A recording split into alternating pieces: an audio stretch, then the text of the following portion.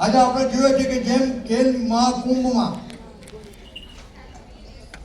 દેશના લાખો યુવાનોને રમતગમત માટેનું એક પ્લેટફોર્મ પૂરું પડ્યું અને આજે આપણે જોયું છે કે હમણાં જ જેનું સમાપન થયું રંગે ચંગે 25મી ડિસેમ્બરના રોજ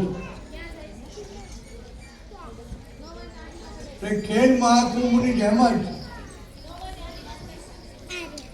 ગુજરાત રાજ્યના કલાકારોને પ્રોત્સાહન મળે એ બધી કોઈ પણ પ્રકારની કૃતિ હોય, કોઈ પણ પ્રકારના કલાકારો હોય, અલગ અલગ પ્રકારના આપણે ગુજરાતમાં દરેક ભાગમાં અલગ અલગ પ્રકારની સંસ્કૃતિ જોવા મળતી હોય છે, કૃતિઓ જોવા મળતી હોય છે, દરેકની અનેક લાક્ષણિકતાઓ હોય છે. જે લોકોને તક મળશે, જે લોકો અહીંયા પસંદગી પામશે, તે કલાકારોને રાષ્ટ્રીય કક્ષાએ અને કદાચ આંતરરાષ્ટ્રીય કક્ષાએ પણ ભાગ લેવાનો એક અવસર મળે તે પ્રકારનું એક આયોજન છે.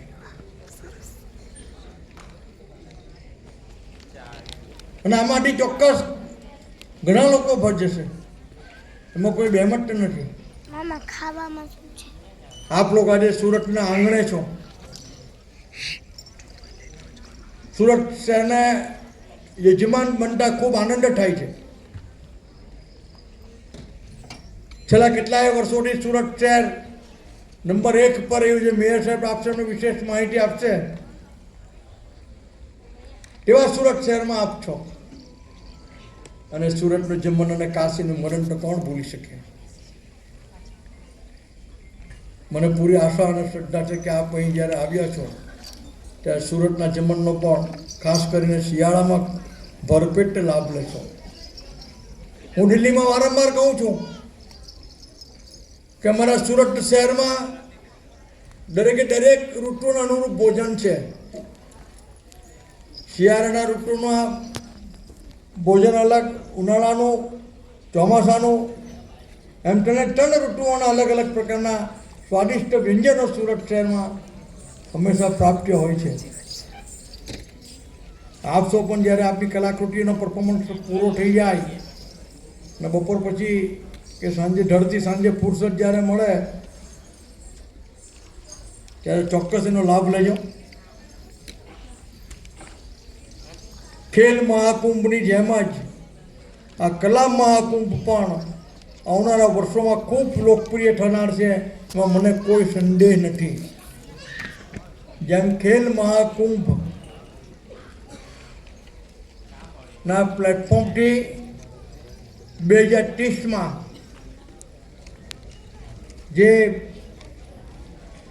ઓલિમ્પિક આપણા ગુજરાત રાજ્યમાં યોજાવા જઈ રહ્યો છે અને 2036માં કોમનવેલ્થ ગેમ્સ ઇન્ડિયામાં યોજાવા જઈ રહી છે, તેનું એક પ્લેટફોર્મ આપણા રમતવીરોને પૂરું પાડવાનું છે, જેથી એ ગેમ્સમાં ભારત દેશ વધુમાં વધુ પદકો જીતીને આવે તે માટેનું પ્લેટફોર્મ પૂરું પાડવામાં આવે છે. તેવી જ રીતે આ ખેલ મહાકુંભ 2025 દ્વારા પણ ગુજરાતના ખૂણે ખૂણે, અંતરિયાળ પ્રદેશોમાં, અંતરિયાળ ગામોમાં, અંતરિયાળ તાલુકામાં, અંતરિયાળ વિસ્તારમાંથી આવતા અમારા યુવાન દીકરીઓને પણ આટલું ભવ્ય પ્રોત્સાહન મળે છે અને એક પ્લેટફોર્મ પૂરું પાડે છે તે જાણીને મને આનંદ થાય છે. આ વિશેષ અવસરમાં મને અહીં ઉપસ્થિત રહેવાનું અને 2 શબ્દો કહેવાની, સંબોધન કરવાની તક આપી તે માટે હું આયોજકોનો આભારી છું. અને I convey my good wishes to this Kala Mahakumbh 2025 and in advance I congratulate all those who are going to be winners in this program, and my good wishes to others who are not able to win, who are not able to reach the top of the table. I convey my good wishes to them, and all in all I convey my good wishes to all of you. Thank you very much.